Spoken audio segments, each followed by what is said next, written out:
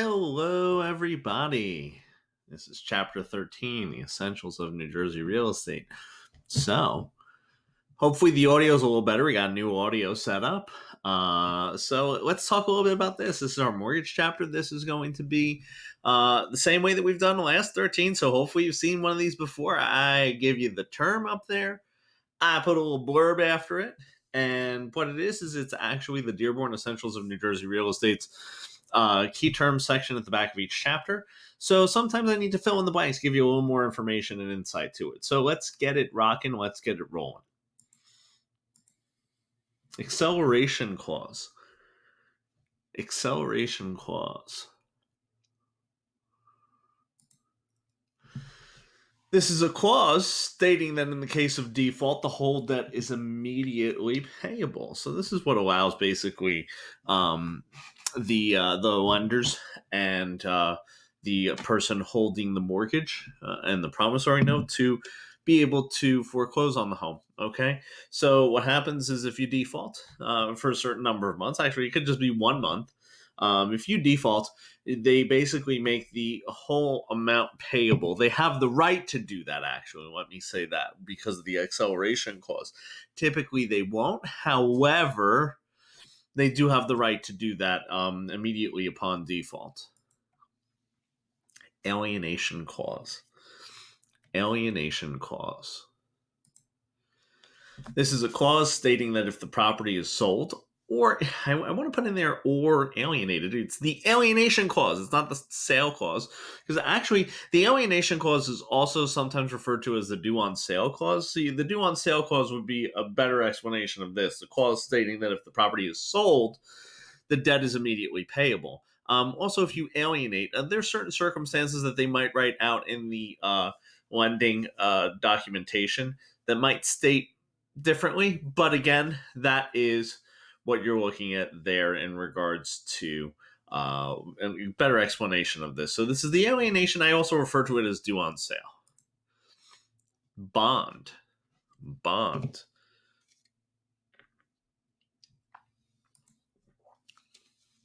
This is a personal promise to repay money similar to a note. It's similar to a note. It's a personal promise to repay money. So this is similar to a promissory note or a note. Default. Default. This is the failure to live up to any part of a mortgage agreement. And in a little bit, we'll talk about what a mortgage is.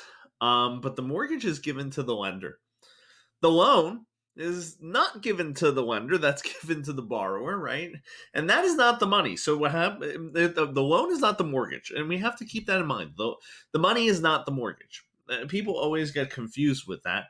Because what happens is we use the terminology, you're going to obtain a mortgage. You're actually going to obtain a loan and in return give a mortgage to the lender that allows them to put a lien on the home along with the promissory note. So that's kind of how the components are all made up. I'm getting a little too in depth there, but because we're going to talk about each component here. But default is a failure to live up to any part of the mortgage agreement. Defeasance clause. Defeasance clause. Clause ensuring that after repayment, the lender has no claim on property. That's it. So once repayment is made, they have no claim to the property. There's no lien on the property unless they have taken out another loan. And there's another separate agreement. But the defeasance clause says that they are ensuring that after repayment, the lender has no claim to the property. Deficiency judgment. Deficiency judgment. And that's a court a court order that the borrower pay money lost by a lender after foreclosure. So yes, if there's a deficiency between what is gathered at foreclosure and what the lender basically paid out in a loan, you could be ordered to pay a deficiency judgment, which would probably be a general lien. And a general lien is basically over all of the things that you own. So if you own any other properties, it will be covered through that. So this is a court order that the borrower pay money lost by a lender after foreclosure. Estoppel Certificate. Estoppel Certificate.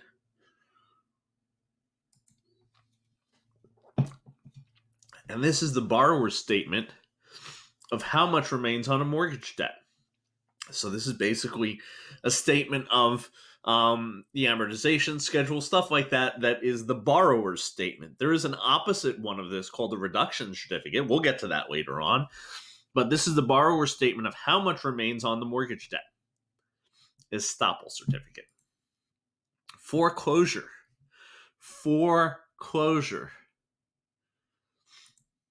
This is to seize and sell property pledged for debt. Okay? So if your property has been mortgaged, and you've given that mortgage to the bank and they have a lien on the property, they can foreclose on it to seize and sell the property in order to repay the debt that is owed, okay, which is a lien, which is an encumbrance, a financial encumbrance, okay? If we want to kind of use all of our big words, which we do, we want to use all the big words. Hypothecation. Hypothecation. What is hypothecation? This is the pledging of property as security without surrendering possession. So when you hypothecate, it's actually the process that we think of as mortgage, where the mortgage is given to the lender, right? Because the money is not the mortgage. We said that. Money is not the mortgage. If you get anything out of this, the money is not the mortgage. Pledging property as security without surrendering it. So giving them the ability to put a lien, a specific lien, on the property is hypothecation. Okay. Mortgage. Mortgage. This is a written pledge of real estate as security for the loan. So the mortgage, you're basically saying, here, I'm pledging my real estate. The real estate is now an asset of the bank, right? So what happens is because they have the right to foreclose on it, because they have all those clauses built in, right? So if we're talking about the acceleration clause, which allows them that upon default to make the whole debt payable, the mortgage is the written pledge. That's the instrument that allows them to foreclose then, right? To have them seize and sell the real estate to repay the debt. So the mortgage is what basically makes this possible. It's like the first step in it, right? So it's a written pledge of real estate as security for a loan. Mortgagee. There are two E's in there. That means this is the person who receives the mortgage. And if we've just identified who the mortgage, what the mortgage is, then we understand the mortgagee is the lender, because we said the money is not the mortgage, right? Money is not the mortgage. Understand that. Mortgagor, O-R, gives the mortgage. Money is not the mortgage, so the mortgagor must be the borrower, right? Borrower gives it to the bank. A note, also referred to as a promissory note, because it is a personal promise to repay a loan, similar to a bond. It is. It basically will outline how.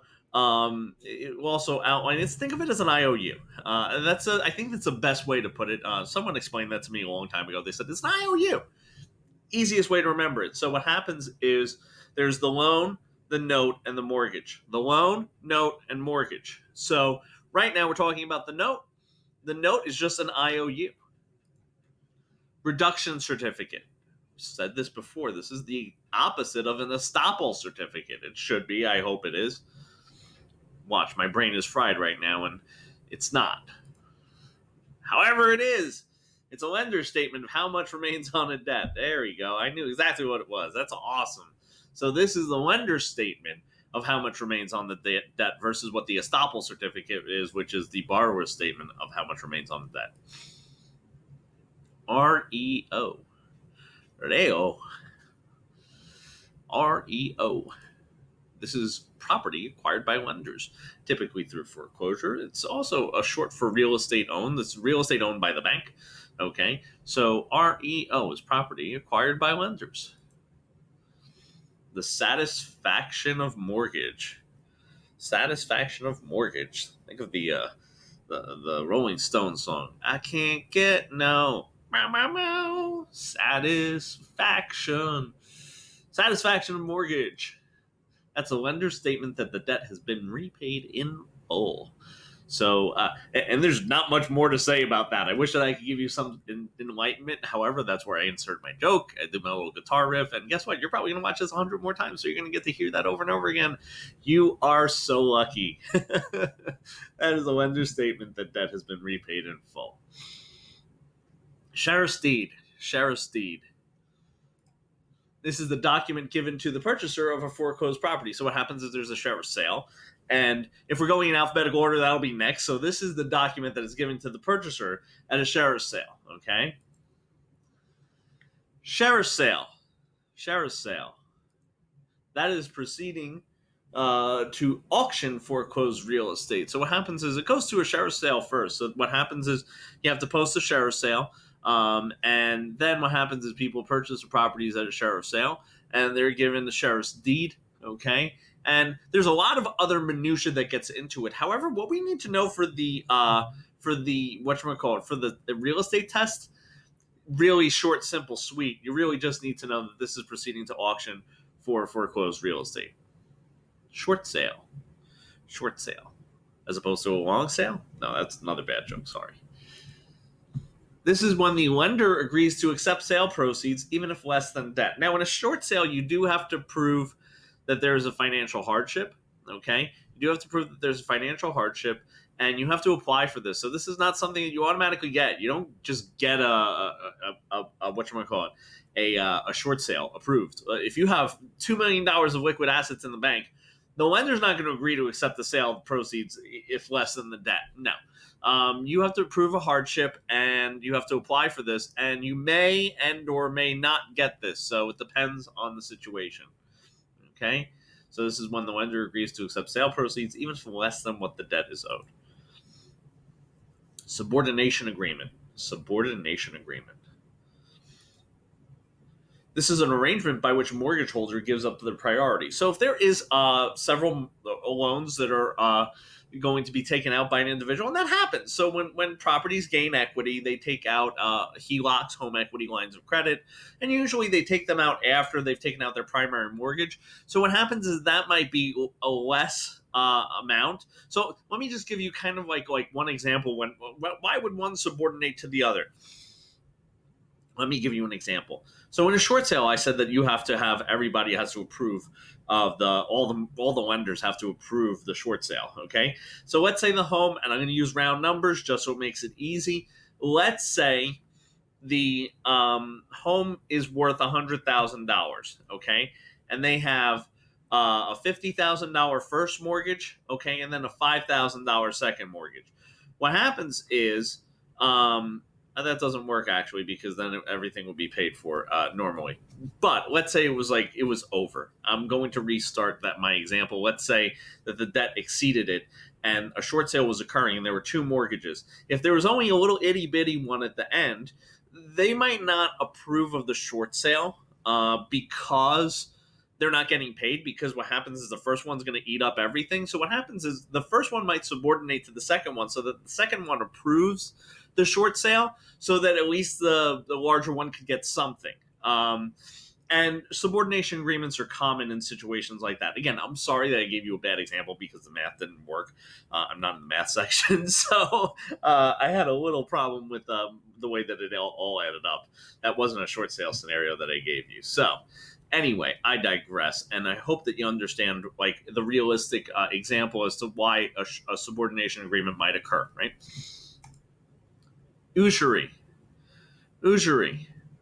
I really think I'm butchering the way that it's pronounced. Please, in the comments, correct me if I'm wrong. This is charging a higher interest rate than is allowed by law. Yeah, you cannot charge just whatever you want as a lender or something like that. You must not charge usury, which is a higher interest rate than what is allowed by law. Other than that, guys, I got nothing else. I hope that this helped you out. And again, more to come. Talk to you soon.